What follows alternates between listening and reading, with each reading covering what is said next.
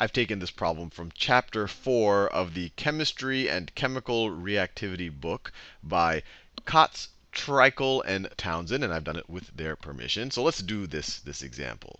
A 1.034 gram sample of impure oxalic acid is dissolved in water in an acid-base indicator with and an acid-base indicator added. The sample requires 34.47 milliliters of 0.485 molar sodium hydroxide to reach the equivalence point. What is the mass of oxalic acid, and what is its mass percent in the sample? So before we even break into the math of this, let's just think about what's happening. We have some oxalic acid, which looks like this. It's really kind of two carboxylic acid groups joined together, if that means anything to you. Watch the organic chemistry playlist if you want to learn more about that. So we have a double bond to one oxygen and then another bond to a hydroxide, and we have that on the other carbon as well. This is oxalic. This right here is what oxalic acid is. And it's an interesting acid because it can actually donate 2 protons. This proton can be nabbed off, and this proton can also be contributed. And it's actually resonance stabilized. If that doesn't mean anything to you, don't worry. You'll learn more about that in organic chemistry. But the important thing to realize here is that there's 2 protons to nab off of it. There are 2 protons to nab off of it. Now, each molecule of sodium hydroxide, or when you put it in the water, it really just dissolves, and you can really just think of it as hydroxide. Each molecule of hydroxide can nab one of the hydrogen protons. So for every one molecule, of oxalic acid, you're going to need, for every one molecule, you're going to need 2 hydroxides, one to nab this hydrogen proton, and then another one to nab that hydrogen proton. So let's just draw the balanced, let's write down the balanced equation that we're dealing with here. So we're going to start off with some oxalic acid. So that has 2 hydrogens. So it's H2, 2 carbons, and then 4 oxygens, O4. It's dissolved in water, so it's an aqueous solution. And to that, we're going to add sodium hydroxide. Sodium hydroxide. Now, I just told you that you're going to need 2 of the hydroxides to fully neutralize the oxalic acid. So you're going to need 2 of them. And this is also in our aqueous solution. And once the reaction happens, this guy will have lost both of the hydrogen protons. So let me draw that. So it will look like this. No more hydrogen. So it's C2O4. It'll have a -2 charge. And actually, it will, you can imagine that it might be attracted to the positively charged sodiums, and 2 sodiums in particular. So this has a -2 charge. We could even write it there if you want. 2 minus. And then you could have the sodiums over here. You have these 2 sodiums that have a 2 plus. This entire molecule becomes neutral. They are attracted to each other. They are still in an aqueous solution. And then the hydroxide nabs the protons, and then you are left with just water. So plus 2 moles, or 2 molecules, depending on how we're viewing this, plus 2 waters. And we could write it, I'll just use that same orange color, plus 2 H2Os. One of these hydrogens are coming, or one of the hydrogens in each of the water molecules are coming from the oxalic acid. And so 2 of these hydrogens in these 2 moles of the water are coming from one entire molecule of oxalic acid. Now, let's actually do the math. We have 34.47 milliliters of the solution that has the sodium hydroxide. And I'm just going to convert that to liters, just so that it's easier to deal with the molarity right over there. So we have 34.47 milliliters. We could write it of this solution, but we understand that that's the case. So let's just multiply, or actually divide. So this is times, we have 1 liter for every 1,000 milliliters. And then this will give us, the milliliters cancel out. 34.47 divided by 1,000 is 0.03447 liters of this 0.485 molar sodium hydroxide solution. So let's figure out how many actual molecules of sodium hydroxide we have. This is the solution, and we know its concentration. It's 0.485 molar. Actually, let me do that in a different color. 0.485 molar. This information allows us to figure out the actual molecules of sodium hydroxide. So we want to multiply this by, we have point we have 0.485 moles of sodium hydroxide for every 1 liter of this solution. That's what the molarity tells us. We have 0.485 moles per liter. So the liters cancel out, and then now we're going to actually have to get a calculator out. And this will tell us how many moles of sodium hydroxide we have in this solution. So let me get my calculator. There we go.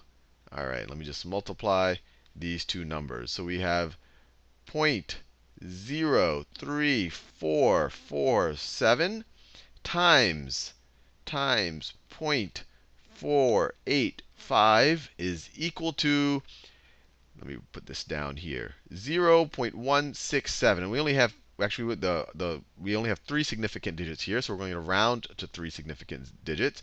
So we'll just go with 0.0167. So let me move that over off the screen. So this is going to be equal to, this is going to be equal to 0.0167, and all we have left here are moles of sodium hydroxide. Moles of sodium hydroxide.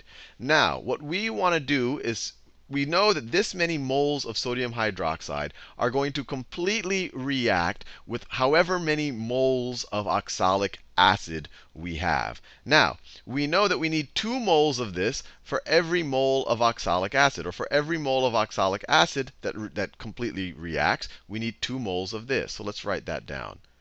Let's write this down in a new color. So times, we need 2 moles of sodium hydroxide. We got that from our balanced equation right there, and it's kind of obvious. It needs 1 mole or 1 molecule will take this proton, and then you need another molecule to take that proton. So we need 2 moles of sodium hydroxide for every 1 mole of oxalic acid, for every 1 mole of H2C2O4. So we essentially are just going to divide this number by 2. Let me get the calculator back. So we're just going to divide 0.0167 divided by 2. Once again, 3 significant digits, 0.00835. So this is going to be 0.00835 moles of oxalic acid, H2C2O4. So we have the number of moles, but we need to figure out the mass. And we know the molar mass of oxalic acid. We know that carbon, let me write these down. We know that hydrogen has a molar mass. Let me write it this way. Molar mass. If you have a mole of hydrogen, it has a molar mass of 1 gram. If you have, and this just comes from its atomic weight, if you have carbon, its molar mass, if you have a mole of carbon, its molar mass is 12 grams. And if you have oxygen, its molar mass is 16 grams. So what's the molar mass of oxalic acid? Well, we have 2 hydrogens, so that's going to be 2 grams, right? 2 times 1 gram, that's the hydrogens there. We have 2 carbons, so it's going to be plus 24 grams, 12 grams for each of these carbons. And then we're going to have 4 oxygens that weigh in, if we have a mole of them, at 16 grams. So that's going to be plus 64. So what does this come out to? 24 plus 64. 24 plus 64 is 88. Right? 2 plus 6 is 8. Right, it's 88 plus 2 more is 90 grams. So it has so oxalic acid, if you had a mole of oxalic acid, it would be 90 grams. So we could say 90 grams per mole of C2, I should write the H first, of H2C2O4. So let's go go back to the math here. So we had, I'll rewrite it over here. We know we're dealing with 0.00835 moles of oxalic acid, H2C2O4. And now we know its molar mass. We know that there are 90 grams. Let me do this in a different color. This color is getting monotonous.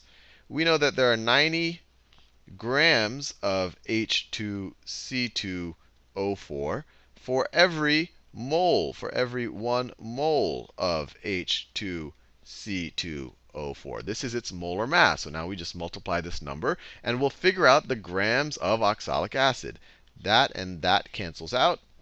And then we just take the number that we had and multiply it by 90. So times 90. This just says the previous answer, which is the number of moles of oxalic acid times its molar mass will tell us the grams of oxalic acid.